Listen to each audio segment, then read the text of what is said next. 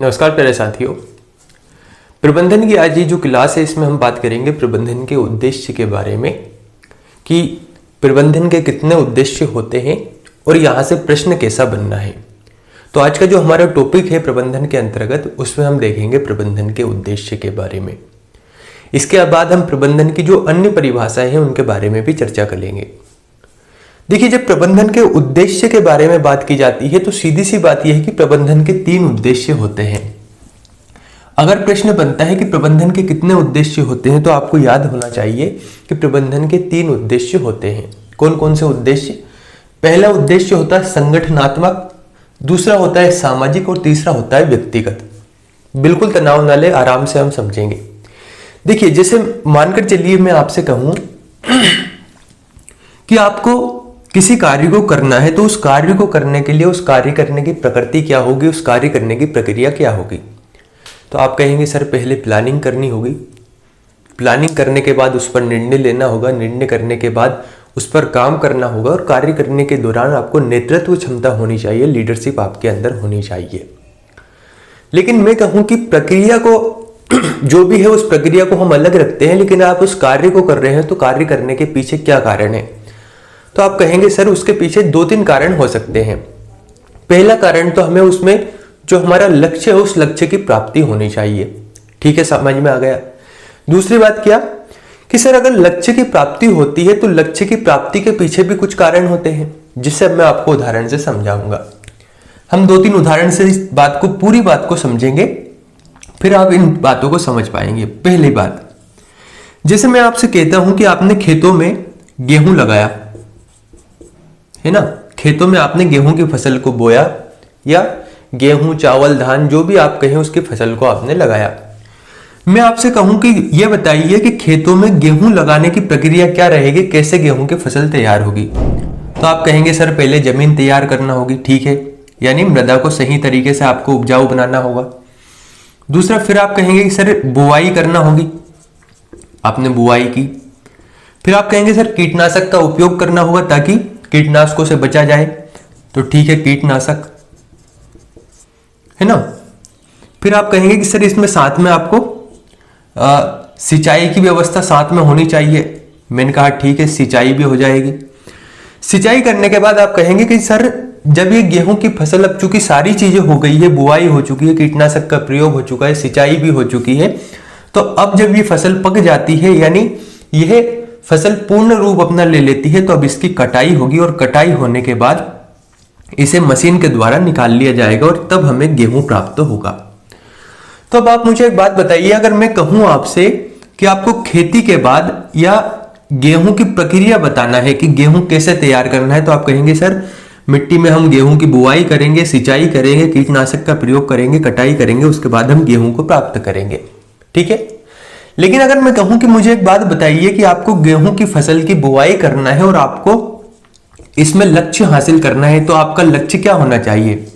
तो आप क्या कहेंगे कि सर मेरा लक्ष्य होना चाहिए कि 1 एकड़ जो जमीन है, या जब आप हेक्टेयर बोलते होंगे, एकड़ बोलते होंगे, या कहीं कहीं पर इसे दूसरे नामों से भी जाना जाता है, जो भी आप मांगे कि बीघा, हम मान लेते हैं कि 1 बीघा जो जमीन है उसमें से मुझे जो भी है, मान लेते हैं जितने भी क्विंटल गेहूं चाहिए आपको, कि सर मुझे इतने क्विंटल गेहूं चाहिए।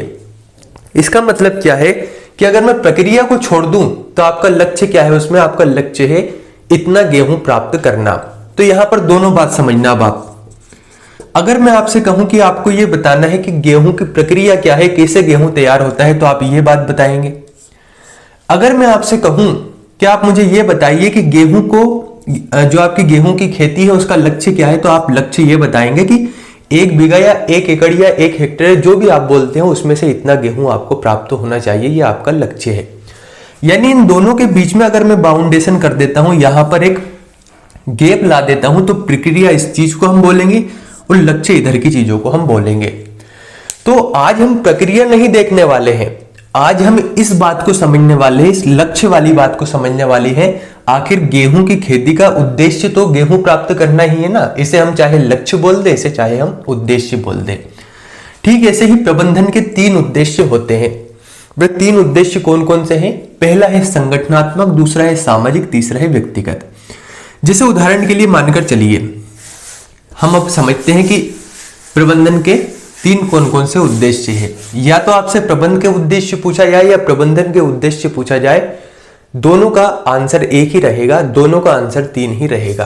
पहले हम देखते हैं संगठनात्मक उद्देश्य। संगठनात्मक उद्देश्य क्या? जैसे मानकर चलिए एक फैक्ट्री लगी, ठीक है, एक फैक्ट्री है। मैंने कहा कि यह बताइए कि इस फैक्ट्री में लोग कार्य कैसे करेंगे। तो आप कहेंगे कि सर फैक्ट्री में पहले मशीन लाई जाएगी, मशीन लाने के बाद कर्मचारी रखे जाएंगे, ये इसकी प्रक्रिया है, फिर वो काम करेंगे, काम करने के बाद प्रोडक्ट बनाएंगे। लेकिन मैं कहूं कि आपको प्रक्रिया नहीं बताना है, जो प्रक्रिया है इसकी वे आपको नहीं बताना है। तो फिर क्या बताना है? प्रक्रिया ना बता के आपको यह बताना है कि इस फैक्ट्री से प्राप्त क्या होगा, इसका लक्ष्य क्या होगा, इसका उद्देश्य क्या होगा। लक्ष्य या उद्देश्य का मतलब अधिकांशतः एक ही होता है। अगर मैं आपसे कहूं कि पटवारी की तैयारी करने के पीछे आपका लक्ष्य क्या है, तो आप कहेंगे सर पटवारी बनना, पटवारी बनना। मैं कहूं कि पटवारी की तैयारी के पीछे आपका उद्देश्य क्या है, तो फिर भी आप कहेंगे सर पटवारी बनना। यानी लक्ष्य और उद्देश्य एक ही बात है। तो इसे यह भी कह सकते हैं कि प्रबंधन के लक्ष्य तीन है, प्रबंधन के उद्देश्य भी तीन है। तो मैंने कहा कि आपको यह नहीं बताना है कि फैक्ट्री कैसे काम करेगी, फैक्ट्री में कितने कर्मचारी होंगे, फैक्ट्री में कौन कौन सी मशीन होगी, नहीं।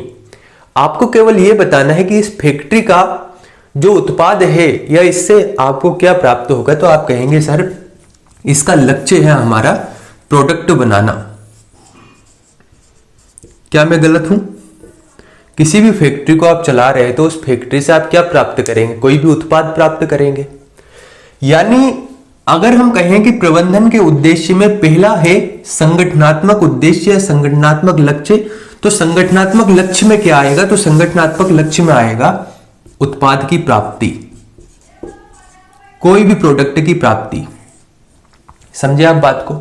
यानी यहां पर प्रक्रिया से हमें मतलब नहीं है, हमें केवल यह देखना है कि प्रबंधन के उद्देश्य में पहला उद्देश्य है संगठनात्मक उद्देश्य, जिसमें हम किसी भी चीज के उत्पाद के बारे में बात करते हैं कि उसमें उत्पाद का प्राप्त करना। यानी संगठनात्मक उद्देश्य क्या होता है कि किसी भी वस्तु या किसी भी चीज का हमें अंतिम लक्ष्य प्राप्त करना, और अंतिम लक्ष्य होता है प्रोडक्ट।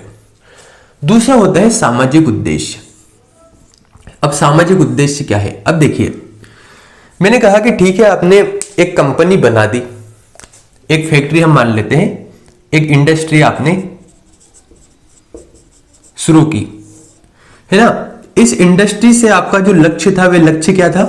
आपका लक्ष्य था यहां पर प्रोडक्ट तैयार करना, उत्पाद तैयार करना, प्रोडक्ट तैयार करना आपका लक्ष्य था। आपने प्रोडक्ट तैयार कर लिया।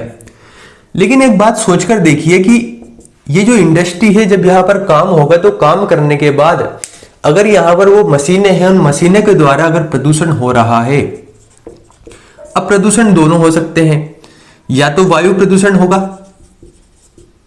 है ना, या फिर हम कह सकते हैं यहां पर जल प्रदूषण। जल प्रदूषण कैसे? उदाहरण के लिए हम चीजों को समझ रहे हैं। मान लेते हैं ये इंडस्ट्री किसी नदी के किनारे है, मान लेते हैं ये एक नदी है, ये नदी प्रवाहित हो रही है, इसके किनारे है ये इंडस्ट्री, यहां पर इंडस्ट्री बनी हुई है, कोई भी उद्योग बना हुआ है या कोई सी भी फैक्ट्री है। अब यहां से जो गंदा जल निकला ये इस नदी में मिल गया। इसी नदी का जल आगे जाकर लोगों ने यहां पर खेतों में सिंचाई के लिए, पानी के लिए, सभी चीजों के लिए उपयोग किया, तो कहीं ना कहीं नदी में तो प्रदूषण बढ़ा ना। वहीं पर अगर इसमें से कुछ चीजें ऐसी है जो वायु प्रदूषण में हिस्सा ले रही है, तो इसका मतलब क्या है कि इंडस्ट्री से आपने आपका लक्ष्य तो प्राप्त कर लिया, लेकिन इसकी वजह से आपने सामाजिक जो चीजें थी उनको कहीं ना कहीं प्रभावित हुआ। अगर जल का प्रदूषण होना है तो जल प्रदूषण से लोग भी तो बीमार पड़ेंगे।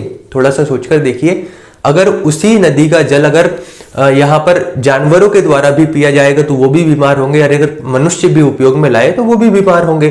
कहीं ना कहीं कुछ ना कुछ कमी आने लगेगी। इसका मतलब क्या है कि जो संगठनात्मक उद्देश्य होता है उसका केवल, या इंडस्ट्री या किसी भी कार्य का केवल संगठनात्मक उद्देश्य नहीं होना चाहिए, बल्कि सामाजिक उद्देश्य भी होना चाहिए। कि यहां पर हम, पहली बात तो यह कि प्रदूषण नहीं फैलाएंगे, दूसरी बात यह है यहां पर कि हम समाज के लिए भी कुछ ना कुछ करेंगे। जैसे कि मान लीजिए समाज के लिए आपने, उदाहरण के लिए हम मान लेते हैं किसी ट्रस्ट की स्थापना की, जिसे हम, या फिर चैरिटी की स्थापना की, चैरिटी के साथ ही आपने समाज के लिए कुछ अच्छा कार्य किया, ना कि समाज में कुछ गलत चीजें की। इसे हम कहते हैं सामाजिक उद्देश्य। आपने कोई अनाथ आश्रम खोल दिया या कुछ दान दे दिया पैसा, यानी किसी ना किसी तरीके से सामाजिक रूप से आपने समाज में कहीं ना कहीं अपना योगदान प्रस्तुत किया। फिर तीसरा है व्यक्तिगत उद्देश्य। तो एक बात बताइए, प्रबंधन के व्यक्तिगत उद्देश्य क्या हो सकते हैं? इसी फैक्ट्री के, इसी इंडस्ट्री के उदाहरण से हम समझते हैं। अब देखिए, इस फैक्ट्री में कोई कर्मचारी काम कर रहा था, है ना। इस कर्मचारी ने प्रोडक्ट बनाया। मैं तीनों चीजों को समझाता हूं। इस फैक्ट्री में जो कर्मचारी कार्य कर रहा था उसने बनाया प्रोडक्ट। प्रोडक्ट हिस्सा हो गया संगठनात्मक उद्देश्य का, यानी संगठन का उद्देश्य होता है उत्पाद प्राप्त करना, हमें और कोई मतलब नहीं है। फिर इस फैक्ट्री ने जब प्रोडक्ट को प्राप्त किया तो प्रोडक्ट को प्राप्त करने के बाद इसने जो पैसे कमाए, थोड़े बहुत पैसे, जो थोड़े बहुत पैसे थे उससे समाज के भले के लिए भी लगाए। तीसरा यह है कि जैसे इस फैक्ट्री में जो प्रोडक्ट बनाया या तो वो मशीन के द्वारा बनाया गया है, मशीन को ऑपरेट किया किसी कर्मचारी ने। तो अब मुझे ये बताइए कि ये जो कर्मचारी है, इस कर्मचारी को क्या मिलेगा? तो आप कहेंगे सर जितना ये काम करेगा उसके हिसाब से इसे मिलेगा वेतन। वेतन का मतलब क्या है कि इसे पैसे दिए जाएंगे, इसे जो सैलरी है वह सैलरी दी जाएगी, यानी इसे वेतन मिलेगा। अब मुझे एक बात बताइए, जब इसे वेतन मिलेगा तो ये इसका व्यक्तिगत उद्देश्य है या सामाजिक उद्देश्य है? अगर उदाहरण के लिए कल को आप जॉब करेंगे, आप पटवारी बन जाएंगे, तो पटवारी बनने के बाद क्या होगा? पटवारी बनने के बाद आपकी सैलरी आएगी। सैलरी आने के बाद आपका विकास होगा, आपके घर वालों का विकास होगा, आपकी सेल्फ ग्रोथ होगी या नहीं? ठीक ऐसे ही इस व्यक्ति को जब वेतन मिलेगा तो इसका व्यक्तिगत लाभ होगा। समझ रहे हो आप? इसका मतलब क्या है कि प्रबंधन के 3 प्रकार के उद्देश्य होते हैं।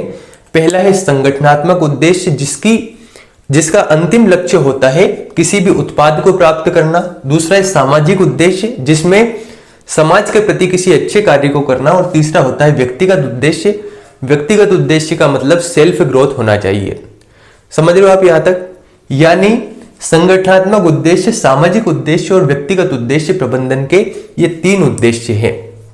अब प्रश्न क्या बन सकता है? प्रश्न देखिए, प्रश्न बनेगा कि प्रबंधन के अंतर्गत प्रबंध के उद्देश्यों को शामिल किया जाता है। ऑप्शन ए संगठनात्मक उद्देश्य, ऑप्शन बी सामाजिक उद्देश्य, ऑप्शन सी व्यक्तिगत उद्देश्य, या ऑप्शन डी उपरोक्त सभी। तो आंसर क्या आएगा? उपरोक्त सभी। तो प्यारे साथियों, अगर क्लास आपको सही लगी है तो चैनल को लाइक सब्सक्राइब जरूर करें, बेल आइकन को जरूर दबाएं और लोगों तक क्लास को शेयर जरूर करें, ताकि चीजें व्यक्तियों तक, अन्य विद्यार्थियों तक पहुंच पाए। बहुत बहुत धन्यवाद।